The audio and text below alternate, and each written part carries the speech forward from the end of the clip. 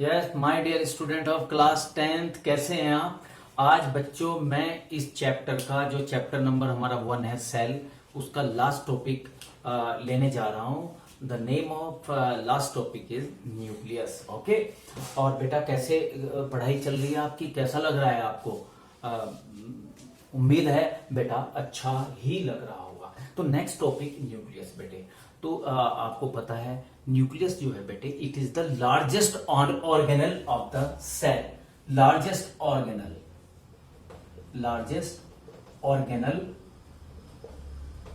Of the cell, ये cell का largest organelle होता है बेटा। This point clear. और सेकंड एक इंपॉर्टेंट पॉइंट है कि mostly nucleus are spherical in shape. यानी स्फेरिकल इन शेप का मतलब हो गया राउंड ही होते हैं। न्यूक्लियस जो बेटे एक तरीके का समझ लिया आप, एक तरह का क्या नॉर्मली हम कहते हैं ब्रेन ऑफ द सेल। जैसे हमारी बॉडी के अंदर ब्रेन होता है ना, इसी तरह से ये हर सेल के अंदर जो न्यूक्लियस होता है वो सेल का ब्रेन होता है। अब वैसे तो बेटे all cells have nucleus, some cells like RBC they don't have nucleus, उनमें न्यूक्लियस नहीं होता। उसका भी एक अपना पर्पज है, उसकी भी एक अपनी प्रोसेस है। अगर क्यों नहीं होता, अच्छा ही है उनमें न्यूक्लियस नहीं होता। वो मैं जब chapter number blood circulatory system start करूंगा उसकी डिटेल बेटा मैं तब आपको बताऊंगा। तो यहाँ पे मैंने 2 पॉइंट लिखे बेटे। एक तो it is the largest organelle of the cell, दूसरा मैंने पॉइंट लिखा it is spherical in shape and it is normally called brain of the cell. Brain of the cell clear बेटे दिस पॉइंट। एक scientist थे बेटे, उनका नाम था रॉबर्ट ब्राउन। उन्होंने बेटा सबसे पहले ये टर्म दिया था, कॉइन्ड द टर्म न्यूक्लियस। समझ में आ गया बेटा? आपको अच्छे तरीके से समझ में आ गया होगा।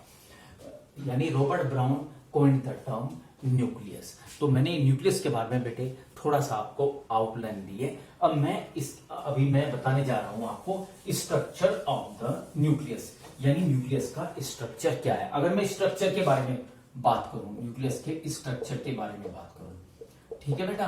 अगर हम देखें बेटे, mostly it is spherical in nature. Spherical होता है इन स्ट्रक्चर, राउंड शेप होता है। I am drawing the diagram बेटा, इसका डायग्राम मैं ड्रॉ कर रहा हूं।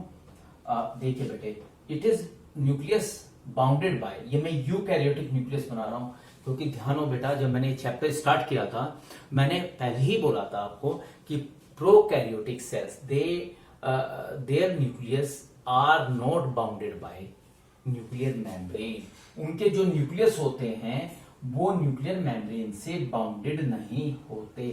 ठीक बेटा, बेटा जी समझ में आ गया? ये मैं बना रहा हूं न्यूक्लियस ऑफ यूकैरियोटिक सेल।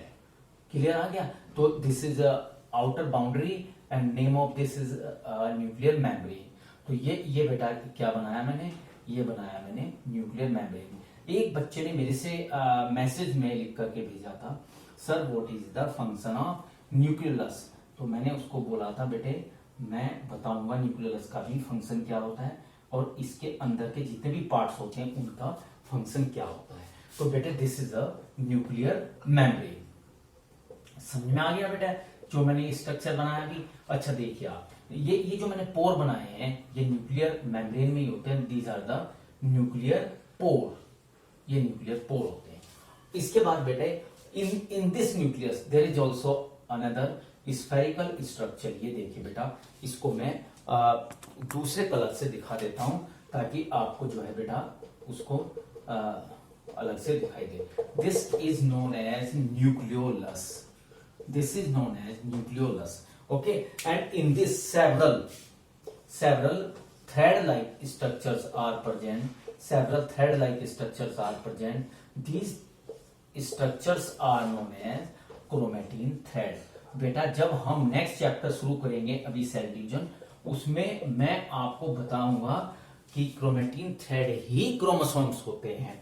और इसके बाद ये बेटा ये जो मैं डॉट डॉट स्ट्रक्चर बना रहा हूं यहां पर के the matrix inside the nucleus, this is the nucleoplasm. Okay, this is nucleoplasm. अगर आप बेटे देखें इस न्यूक्लियस के अंदर there are four important part. One is the nuclear membrane. Clear? Second, spherical structure, ये मैंने न्यूक्लियस लिख दिया, nucleolus. Okay, nucleolus and several thread-like structures are found here. These are known as chromatin thread, and this nucleus is bounded by nuclear membrane. अगर बेटे हम major function देखें, major function इसमें हम न्यूक्लियस का ले सकते हैं, न्यूक्लियस का ले सकते हैं. एक्चुअली न्यूक्लियस जो है बेटा, अगर मैं जनरल फंक्शन देखूं न्यूक्लियस का, it control the activities of the cell. It is known as brain of the cell. तो जो सेल की इंटरनल एक्टिविटीज होती है बेटे, वो कंट्रोल करता है न्यूक्लियस. अगर मैं न्यूक्लियस का फंक्शन देखूं, I have already written here, participate in protein synthesis by forming and storing RNA. In next chapter I will start RNA. What is RNA? What is DNA? तो this is the basic function of nucleus. लेकिन अगर मैं examination के point of view से देखूं कि इसमें nucleus में क्या इंपॉर्टेंट पार्ट हो सकता है, इसमें आ सकता है function of nucleus and the function of chromatin thread और क्रोमोसोम्स. क्योंकि क्रोमोसोम ही क्रोमेटिन थ्रेड है, वो कंडेंस फॉर्म है. हम चैप्टर नंबर 2 में आपको बताएंगे.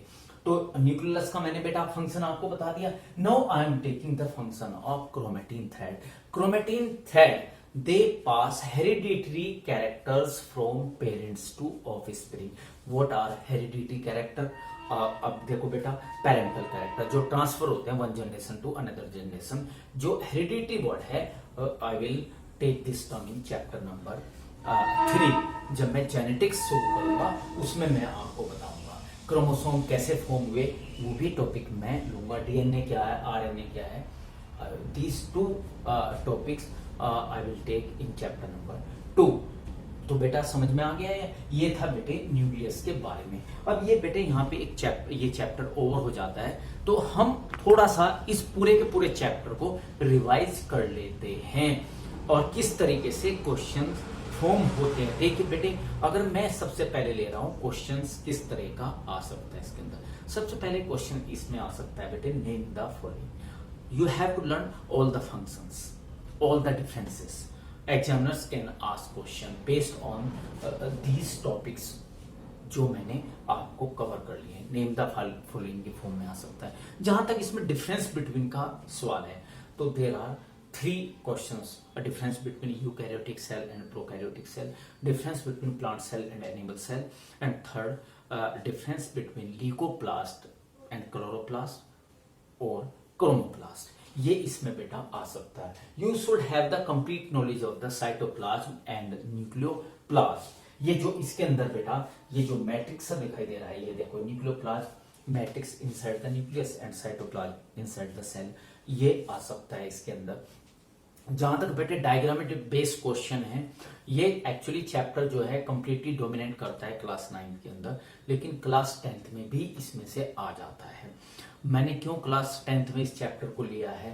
वैसे तो मैंने बेटा इसको बहुत ही डिटेल में चैप्टर को करा दिया है. जो भी बोर्ड में क्वेश्चंस आएगा वो इससे बच के नहीं जाएगा अगर आपने कंप्लीट ये चैप्टर को कर लिया.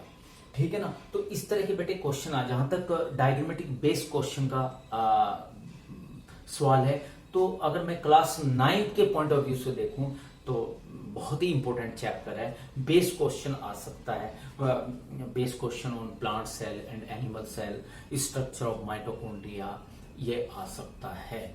अगर मैं 10th के पॉइंट ऑफ व्यू से देखूं तो बेटे इसमें बहुत ही शॉर्ट क्वेश्चंस आएंगे. If you studied all the chapters थ्रूली, तो डेफिनेटली बेटे you can write, you can attempt 100% question from this chapter. तो बेटा ये चैप्टर आपको कैसा लगा? आई होप दैट आप लोगों को अच्छा लगा होगा और ये चैप्टर आपको पसंद भी आया होगा.